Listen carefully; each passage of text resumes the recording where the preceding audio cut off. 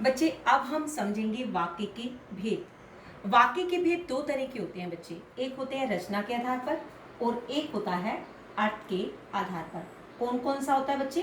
एक होता है रचना के आधार पर और एक होता है अर्थ के आधार पर। रचना के आधार पर वाक्य कितने तरह के होते हैं और अर्थ के आधार पर वाक्य कितने तरह के होंगे, अब हम इस बात को समझेंगे। पहले हमने समझा बच्चे वाक्य के भेद। वाक्य के भेद दो तरह के होते हैं, पहला होता है रचना के आधार पर और दूसरा होता है अर्थ के आधार पर। रचना के आधार पर कितने तरह के वाक्य होते हैं बच्चे? तीन तरह के। कितने तरह के होते हैं? तीन तरह के। तीन प्रकार के वाक्य रचना के आधार पर होते हैं। और अर्थ के आधार पर कितने होते हैं बच्चे? 8 तरह के। लेकिन अर्थ के आधार पर आपके पाठ्यक्रम में नहीं है बच्चे, लेकिन फिर भी मैं आपको समझाऊंगी क्योंकि आपको वाक्य का चैप्टर पूरा आना चाहिए। कई बार क्या करता है एग्जामिनर, वो अर्थ के आधार पर उठाकर दे देते हैं। अब आप ये थोड़ी कहोगे कि मेरे सिलेबस में नहीं है। वाक्य का जो पार्ट है वो हम पूरा समझेंगे। पहले हम समझेंगे रचना के आधार पर और फिर हम समझेंगे अर्थ के आधार पर। आज हम समझेंगे जो हमारे पाठ्यक्रम के अंदर है रचना के आधार पर। अब हम समझेंगे कि रचना के आधार पर वाक्य जो तीन तरह के होते हैं वो कौन कौन से होते हैं। हमने पहले समझा कि रचना के आधार पर हमने क्या समझा?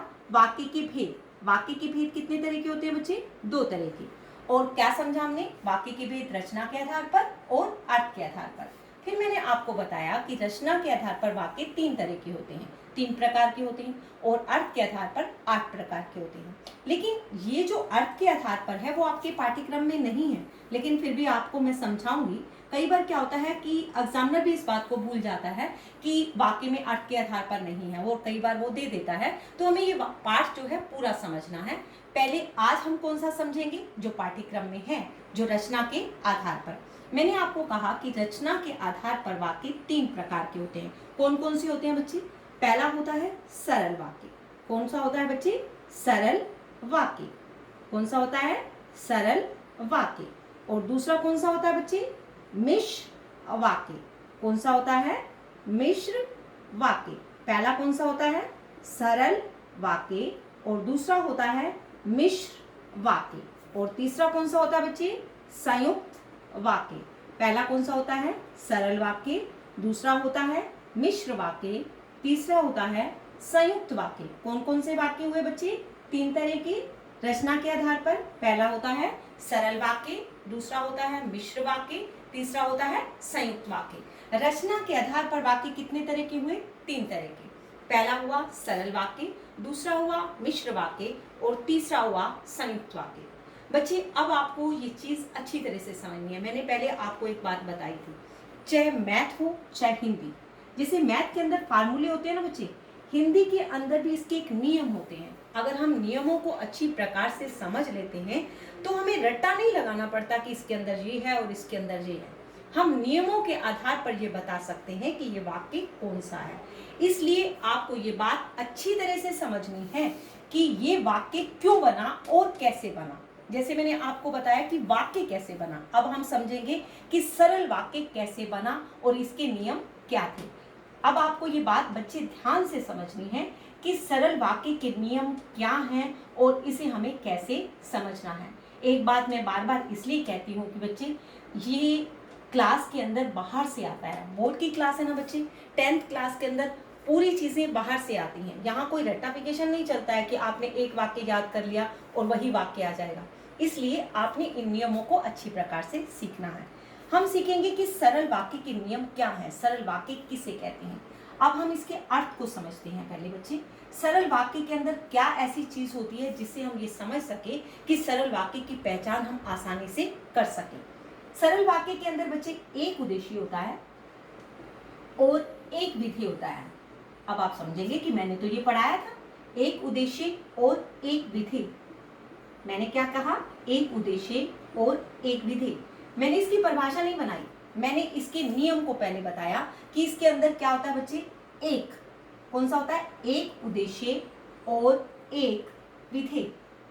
अब एक उद्देश्य और एक विधि मैंने क्यों लिखा बच्चे? एक आपने समझना है कि सरल वाक्य की पहचान कैसे होती है। जिस वाक्य के अंदर एक उद्देश्य होता है और एक विधि होता है वो वाक्य सरल वाक्य होता है। मैंने परिभाषा को कितना आसान बना दिया। मैंने बताया था कि वाक्य के अंग दो तरह के होते हैं, एक उद्देश्य और एक विधि। लिंक मैंने कैसे किया? पहले के साथ, ताकि आप इस बात को समझ सकें कि सरल वाक्य कैसे पहचानना है।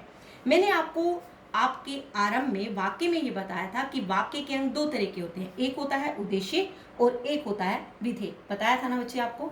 तो आपने इसका लिंक इसके साथ जोड़ना है। कैसे जोड़ोगे बच्चे? मैंने कहा सरल वाक्य की पहचान क्या है, सरल वाक्य की परिभाषा क्या है। मैंने कहा एक उद्देश्य और एक विधेय जहां पर होता है वो वाक्य सरल वाक्य होता है। मैंने रेक्टाफिकेशन से नहीं सिखाया बच्चे, इसके नियम के अनुसार ये बताया कि जिस वाक्य के अंदर एक उद्देश्य और एक विधेय होता है वो एक ही वाक्य होता है बच्चे, उसके अंदर दो वाक्य नहीं होते हैं। पहली पहचान मैंने क्या बताई बच्चे? जिसके अंदर एक उद्देश्य और एक विधेय होता है वो सरल वाक्य होता है।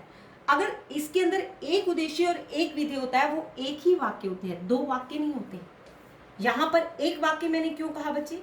मैंने आपको एग्जाम्पल दिया था, मैंने कहा था माँ खाना बनाती है। मैंने क्या कहा था? माँ खाना। मैंने ये एग्जाम्पल क्यों दोबारा लिया? ताकि आपको वही बात लिंक के साथ जोड़ सकूं। माँ खाना बनाती है। बच्चे मैंने इसके अंदर बताया था माँ उद्देश्य है और खाना बनाना विधेय है। यही कहा था ना बच्चे? मैंने तो आपको यही कहा था ना बच्चे? मैंने कहा था कि माँ करता है, माँ करता है इसलिए वो उद्देश्य है। खाना बनाना कर्ता के द्वारा किया गया कार्य है इसलिए वो विधेय है। बच्चे ध्यान से समझना ताकि आपको ये बात समझ में आ सके। मैंने कहा कि सरल वाक्य किसे कहते हैं, मैंने सीधी इसकी परिभाषा नहीं बताई। मैंने कहा जिसके अंदर एक उद्देश्य और एक विधेय होता है वो सरल वाक्य होता है। फिर मैंने कहा कि एक उद्देश्य और एक विधेय वाला तो एक ही वाक्य होता है। अब माँ खाना बनाती है, ये एक ही वाक्य है ना बच्चे। अगर मैं दूसरा वाक्य जोड़ना चाहती हूँ तो मैं क्या कहूंगी? माँ खाना बनाती है क्योंकि वह मेहनती है। क्योंकि के बाद मैंने दूसरा वाक्य शुरू किया। मैंने यहाँ दूसरा वाक्य नहीं लिखा बच्चे, मैंने सिर्फ एक ही वाक्य लिखा। जहां पर एक वाक्य होता है जिसके अंदर एक उद्देश्य और एक विधेय होता है वो कौन सा होता है? सरल वाक्य। कौन सा होता है बच्चे? सरल वाक्य। एक उद्देश्य और एक विधेय होता है वो क्या होता है? सरल वाक्य। इसके अंदर एक ही वाक्य होता है इसलिए इसे सरल वाक्य कहा जाता है। राम अच्छा पढ़ता है। राम अच्छा पढ़ता है। अब राम क्या है बच्चे? पढ़ता है। अब राम क्या है? उद्देश्य। अच्छा पढ़ना क्या है? विधेय। एक ही वाक्य है इसलिए क्या हुआ? सरल वाक्य। अब आपको ये बात पहचान में आ गई होगी कि सरल वाक्य किसे कहते हैं। जिसके अंदर एक उद्देश्य और एक विधेय होता है वो सरल वाक्य होता है। इसके अंदर एक ही वाक्य होता है। अब एक वाक्य की पहचान करने के लिए आप क्या करेंगे? वाक्य के अंग के साथ लिंक करेंगे। वाक्य के अंग के अंदर क्या था? एक उद्देश्य और एक विधेय।